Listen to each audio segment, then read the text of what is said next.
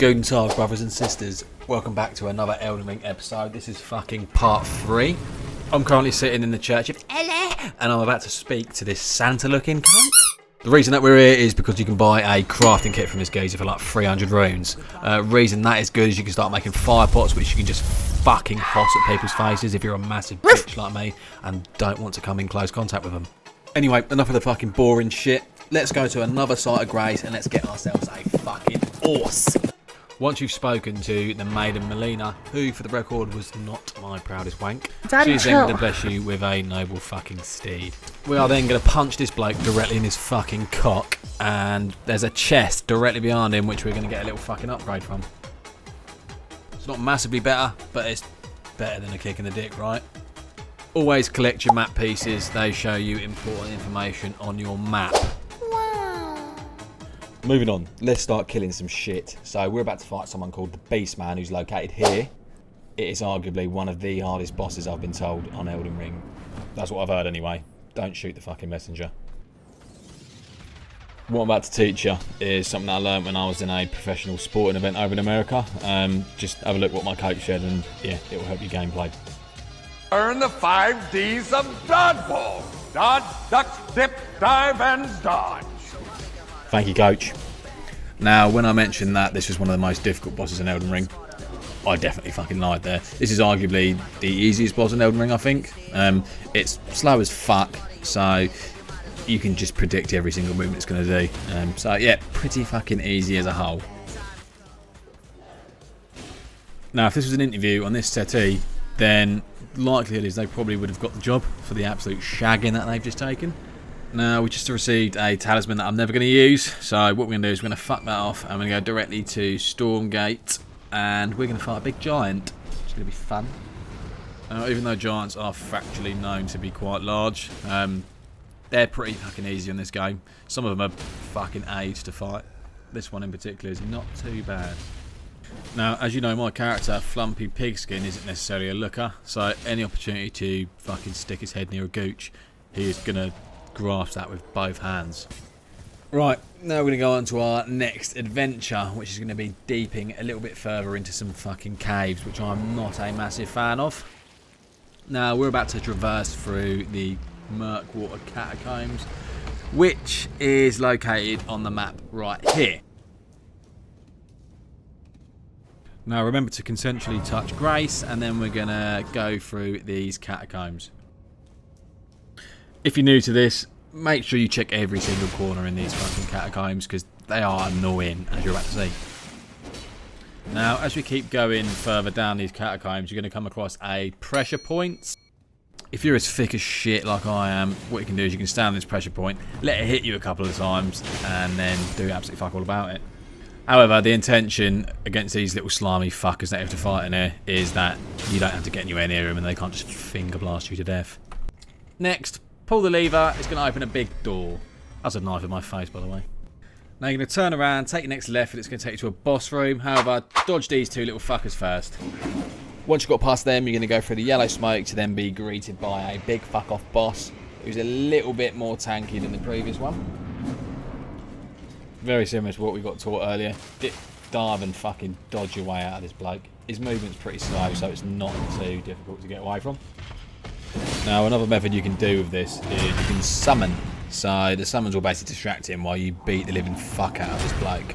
I'm obviously not doing summons in this whole journey that I'm doing, so that's why I'm not using summons. One of the moves that the Grave Warden will do, though, is he will grab you and he will fucking slam dunk you in the floor. Like proper full-on Batista bomb you. His hits will take a lot of your stamina off as well, so make sure you're fucking dodging and try and fucking jump attack the shit out of him because he gets stunned quite a bit, as you'll see. Every time I'm jumping him, fucking one banging him, yeah, you get put to sleep.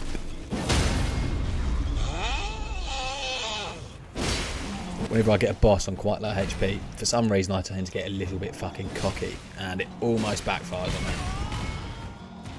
I suppose similar situations, if you can't relate to it in a gaming sense, imagine you've had a fucking stellar at the pub, come home, you want to fill your missus in.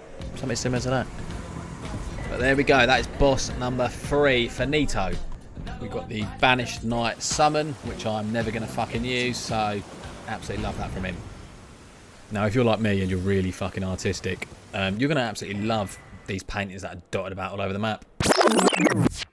I actually meant autistic, I'm sorry. That is another lost Grace found, so she's now found Grace. What are we going to do next? We're going to get a little fucking weapon upgrade. Where are we going to find this weapon upgrade, you ask? Of course, guided by 2 big fuck-off giants. Now, there is a method where you can't physically get hit by these things. You basically just circle around their legs and just fucking go for the Achilles. For a perfect demonstration.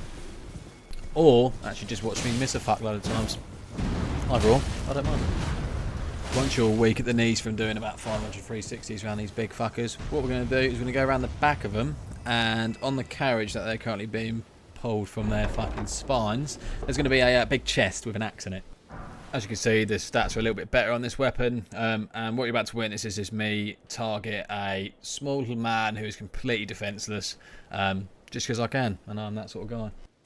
When you're fucking swinging this monstrous weapon, it just gives you the sort of vibe when your little sister or brother's annoying you, and you just hoss a football at their fucking face, and you're just like, fuck off. Anyway, next Lost Grace. Now, I'm going to show you exactly where we are on the map. We are currently here. Now, quite an interesting boss coming up. It's pretty much like a angry house cat, but on excessive amounts of steroids and Colombian marching powder. Time to guess how many deaths. I'm going to give you 5 seconds. Chuck it in the comments.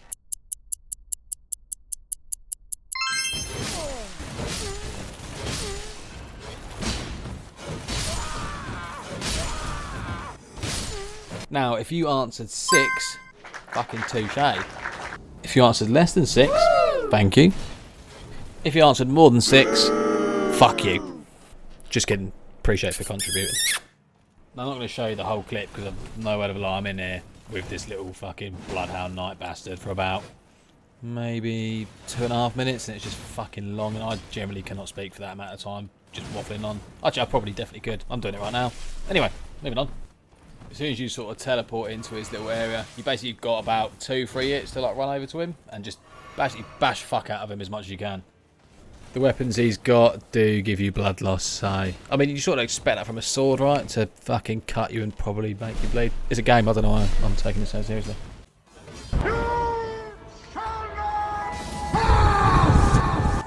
And just like that, we have killed the sharp-clawed cat thing. If you've made it this far into the video, fucking touche, and I really appreciate that. If you haven't made it further than 10 seconds, don't even fucking blame you. Feel free to drop a like, drop a follow, subscribe, whatever fucking channel you're on. All that would be much appreciated. And keep an eye out for part 4, which will be here very shortly. Thank you.